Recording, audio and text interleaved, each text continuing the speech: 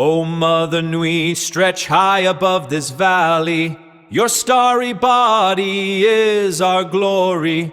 Then see the hawk of yonder Rahur quit, his fiery splendor, oh so mighty. He brings a light for all our weary souls. He makes the broken spirit whole.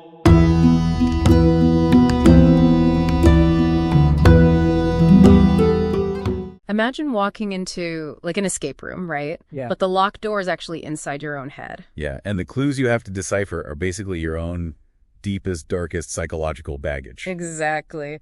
Welcome to this custom deep dive, by the way. Today we're unpacking a really detailed esoteric analysis of Johfra Boschart's 1974 meta-realist painting, Scorpio. It's essentially a visual mandala. Our mission here is to decode how it maps out the human soul's rigorous journey. From primal survival all the way to ultimate liberation. And Bosschart approached his art like a scalar. I mean, he actually met Salvador Dali, which is wild, and he found him, quote, repulsive yet sympathetic. Right, because Bosschart totally rejected the chaotic automatism that the early surrealists were known for. Yeah, he wanted every single brushstroke to carry intentional meaning, like a deliberately designed inner labyrinth. Exactly, and to understand how to navigate that labyrinth, you really have to look at the stark environment he sets up first.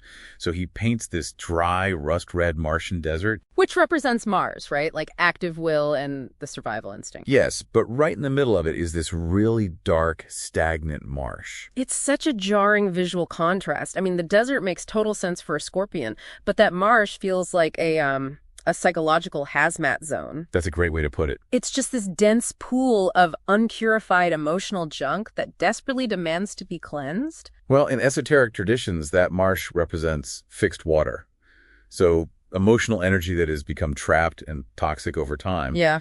And it's ruled by the planet Pluto. Oh, wow. Okay. Yeah, and Pluto operates with this kind of nuclear effect. It forces a really violent stripping away of superficiality to reveal your core truths. In alchemy, this setting is the Negrito phase. Right, the confrontation with the shadow. But it's not just a casual confrontation. It is the painful, almost chemical breakdown of your false self. So you can't just, ignore the hazmat zone. You have to put the suit on and wade right in. You have to. And what's wild is that emerging straight out of that muck are three distinct animal totems mapping the soul's ascent. First, you have the scorpion. Then the eagle. Right, and finally the phoenix.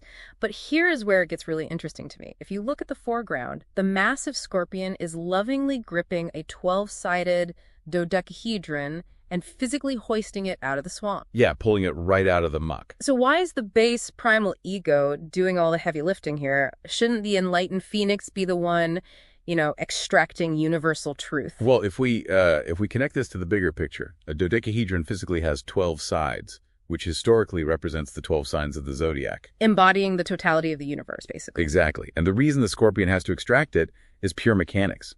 Spiritual growth isn't always serene.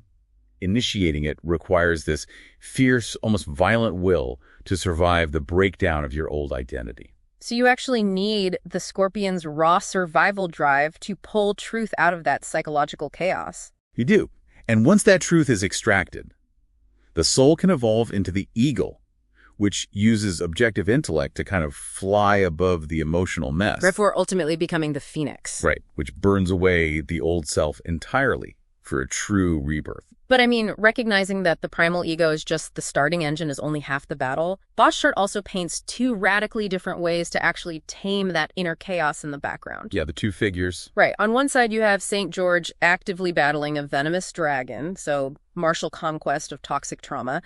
But then on the other side, there's a solitary yogi medicating in the desert, doing a passive, ascetic withdrawal of the senses. It's the active Western approach versus the passive Eastern approach. They seem like complete opposites, but they function through the exact same mechanism. Which is radical deprivation of the ego's chaotic fuel, right? Exactly. St. George stars the dragon by violently severing those toxic patterns, while the yogi stars the inner chaos by simply refusing to engage with it. Both require intense focus. Okay, let's unpack this. Because Looking at St. George fighting the dragon immediately reminds me of Dostoevsky's The Brothers Karamazov. Oh, that's an interesting connection. Yeah, you realize the hero and the monster aren't actually enemies, they are inseparable sides of the exact same psychic coin. You're ultimately taking a sword to yourself. And that realization is the key to integration. Bosschart actually includes alchemical symbols in the corners of the painting to reinforce this. Like, there's a serpent intimately intertwined with a human skull. Basically asserting that true spiritual sovereignty isn't achieved by just passively avoiding the darkness. No, never. Those dark, terrifying base urges, the serpent and the skull, they are the mandatory raw materials you have to harness to build enduring wisdom.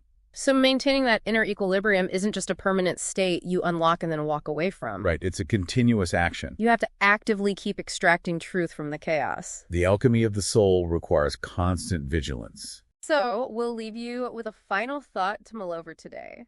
If maintaining your inner equilibrium is this continuous, active process, what stagnant marsh in your own life is currently waiting for your focused will to extract its hidden truth?